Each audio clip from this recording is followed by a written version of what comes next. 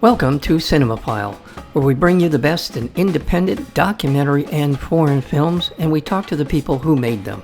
I'm your host, Mike Caspar, and you can find out more about the program by going to cinemophilepod.com. American Pachuco, The Legend of Luis Valdez, is a wonderful film about someone that we should all know a lot more about. This film will hopefully change that perspective and our understanding of one of the great American playwrights. He was an auteur who emerges from America's underclass, from a migrant farm worker to a revolutionary artist. Luis Valdez changed American culture. And we'll just leave it there because there's a lot to talk about in this film.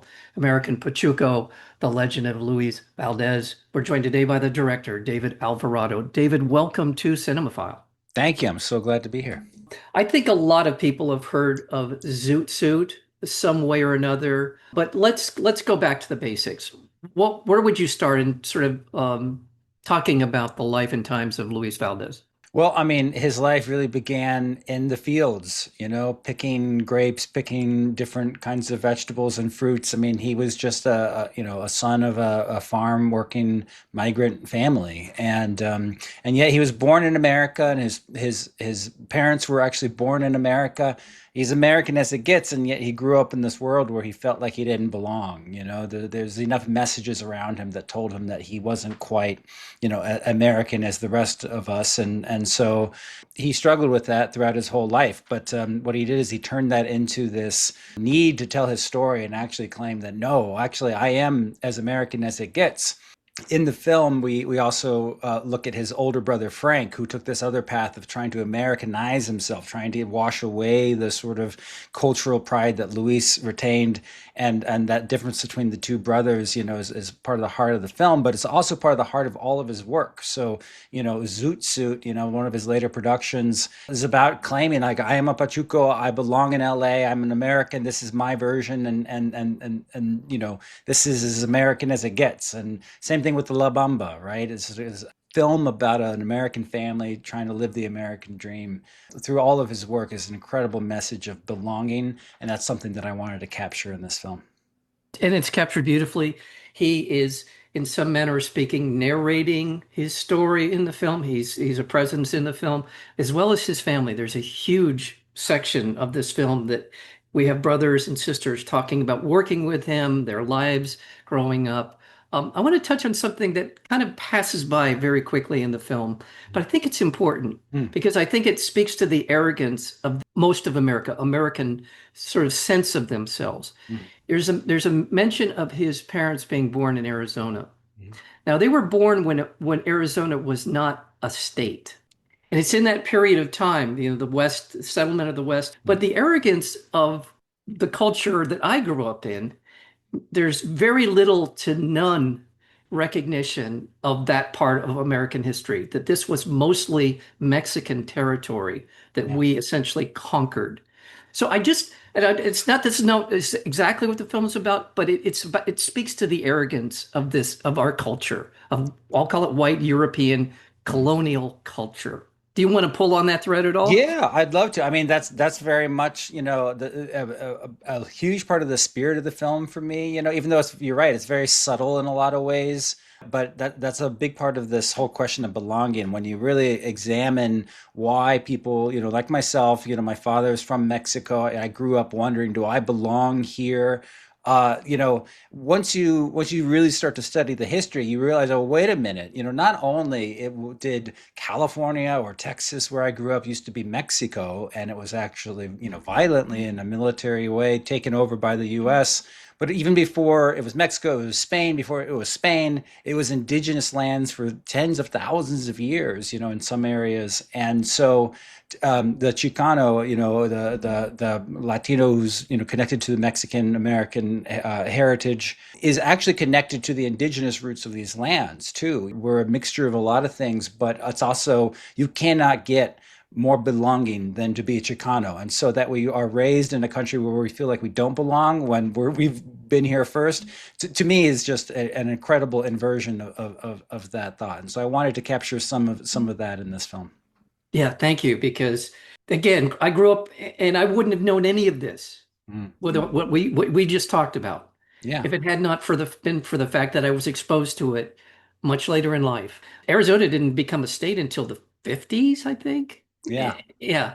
So, and you're right, and all that history, the arrogance of power, the arrogance to dictate what the history was, is what a much of the part of the telling of this story Yeah. of Luis Valdez. Yeah. Well, yeah, and in middle school, so I was raised in Texas, and we had a Texas history course. It's such a big state. The state wants to have its own course on its history. There's always the story where it was like, oh, well, there were these people that came from the US to go live in Mexico, but then they thought that it was an unfair government, so they fought for freedom. All right. Well, that's the version. That's one version of the story. Another version of the story is that it was Mexico. It opened lands for people to come and inhabit them as long as they became Mexican citizens, and then instead they overthrew the government and attached the country, the state to another country. So it just depends on how you look at the story. So Right. it's a good time to reevaluate the history of America. And, I'm not saying we need to turn Texas back into Mexico, but I am saying that you can't look at a Mexican or somebody of Mexican descent standing there in Texas and tell them they don't belong there. I mean, that's Yeah. absurd. And That's it. that's the I think a lesson I'd want people to walk away Yeah. thinking about. And one last comment about all that, and that is that throughout the history that I know of indigenous people, they did not understand the idea of the essentially the concept of owning land. They Yeah. lived off the land. So there's Yeah. another whole layer to all this. All right, let's talk about Luis Valdez and his work and how it grew up, how it came about. Grew up in the farm worker movement. A lot of this is about the sort of the roots of finding an identity, finding their voice. Let's talk about that sort of beginning, working with Cesar as well as Dolores Porta. He was one of the first in his family to go to college. So he went to college instead of studying math or physics or engineering, which he could have done. He decided to study English, and he wanted to become a playwright. So by the time he gets out, he goes to San Francisco to join the San Francisco Mime Troupe.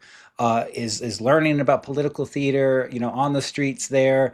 When he hears about the Delano grape strikes, Dolores Huerta, Larry Itliong, and Cesar Chavez were trying to fight for, workers' rights, for farm workers' rights. There had never been a union successfully made before them, and so they got together to do that. When Luis heard about that, he wanted to join. But his version of doing that was to bring theater to the grape strike, which, if it sounds like a crazy idea, that's because it is. Like who needs theater during a grape strike would be a reasonable thing to say. But he believed in it, and Dolores and Caesar all said, "Great, let's try it." What happened was he contributed majorly to the success of the early strike. I mean, that they for working together for years, getting people to be inspired to join the union or stay in the union when times were tough. Theater really played an important role, as did music and flyers, pamphlets and speeches. But like to bring theater to that mix was an incredible innovation that Luis and his early theater troupe did all together. And so it's just an incredible story. It is incredible. And there's great footage. There's some really interesting, very 60s-ish looking theater, but powerful, Yeah. very powerful. I think it's easy to belittle a lot of the movements, the yippies, and all those people who were in that kind of theatrical way of portraying political dissent. Mm. But it's powerful. It works. Yeah, it's something that like it turns out you don't need the spotlight, you don't need the big costume department. What you need is an idea that seems true and your audience can connect with. You can do it in the street, the San Francisco Mime Troupe and others like them, pioneered this idea. It's like theater doesn't have to be in a, fancy drama hall. It could actually be on the streets. And for Luis and the farm workers, that was on a flatbed truck with no costumes, just doing these skits, these actos that were just going to inspire people of the ideas of the strike. And so it was just incredible to watch. It is. It really was surprisingly powerful, and for me, and so I just think that's such an important part. The way he honed his craft and became who we know him to be today. I just want to quickly remind our listeners we're speaking with David Alvarado. He is the director of American Pachuco, the Legend of Luis Valdez. As he's on his journey, as he's understanding the power of theater, the power of people on stage presenting his work, We see his families around him, his brother, his sister, brothers, his sister, people that are important to him. And we see how that thread carries through not only his work, but his life. Mhm. I want to talk about that part because it's a beautiful part of his life, of his story. You mean his brothers? His brother is just the connection to the family, not only the Oh, community, but the family connection that he yeah. maintains. Yeah, well, what's incredible about this film is one of the things that I really like is that his brother and sister play a big role in the movie. And it'd be one thing if they just had an interesting story to tell, Yeah. that'd be great. But actually, what I found is I've just never met such a talented family. I mean, they are so good on camera. They are great storytellers. Each and every one is more articulate than the last and wonderful to watch on screen. And so for a filmmaker, it's just incredible. So the siblings in this film play a very important role because a big part of the heart of the film is family and love and how do you, despite, feeling like you don't belong, how do you move into that world with your family and in this case create art, which they all do together. Danielle Valdez is in Luis's work, as is Socorro, his sister, and so this is the family business is storytelling and art and performance art, and so it's just a beautiful portrait of a family to me. It really, truly is. And to see some degree of at certain points in their lives they may drift apart, but they come back together in Yeah, these beautiful yeah. ways. I want to talk about some of the other people that are in the film: Cheech Marin, Dolores Huerta, Lou Diamond Phillips, Edward James Olmos. I mean, my goodness, I had forgotten. I hadn't seen the film. I'll be honest, I had not seen Zoot Suit. So to see him walk out in that, it's just it takes your breath away. It's so Mhm. he's such a commanding presence Mhm. in that role in Zoot Suit. I just his work. This is really so much of what we should be talking about. It's the power of the work, the history, etc. So let's talk about. Do you want to talk about Zoot Suit or just kind of whatever you want? Yeah, well, no, Zoot Suit. I mean, so Zoot Suit was a an earthquake. In 1978, Luis Valdez brings it to the stage at the Mark Taper Forum, and people had not seen anything quite like it. Especially Latino audiences seeing themselves reflected on the stage for the first time ever in a serious way by a serious artist on a serious stage first time. And so it just exploded in a way that had never happened in Los Angeles for any play at that time. And so it was so successful in LA that they had to purchase a different building just to host the demand for seeing it. So Luis proved, like, hey, if you show something authentic that is good and authentic and speaks to this community, you can expand who's participating in the theater. And you hear these days about people like in Hollywood and in Broadway trying to sell movie tickets. Like, the answer is right in front of you. You have to make content that works for people. And so Luis did that in 78. The Zoot Suit itself is about the Zoot Suit riots. It's a version of the court cases around it and the event itself, imagined to some degree, but also grounded in historical fact. And so that happened in LA like 30 plus years prior. So it was a living memory in Los Angeles when it came. And so to have it reevaluated on the stage in this way by this person was just an unbelievable moment in American drama.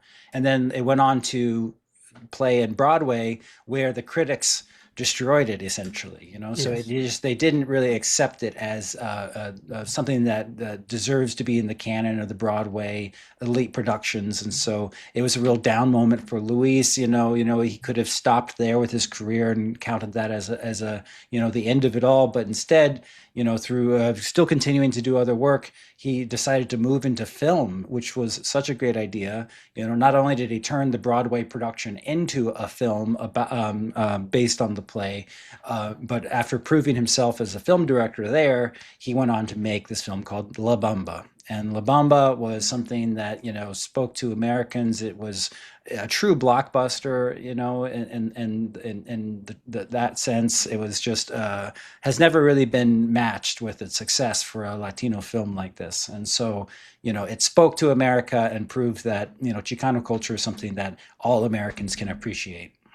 And just a side note, Los Lobos, which is one of my favorite bands. They're amazing. Yeah. They're amazing. I've seen Yeah. them a number of times and Mhm. they're amazing. Great guitars.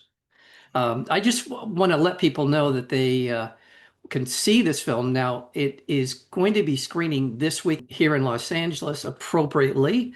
It will be Mhm. opening on July 24th and at the Laemmle Royal, one of their great theaters. I mean, the Laemmle chain is amazing. They're legendary.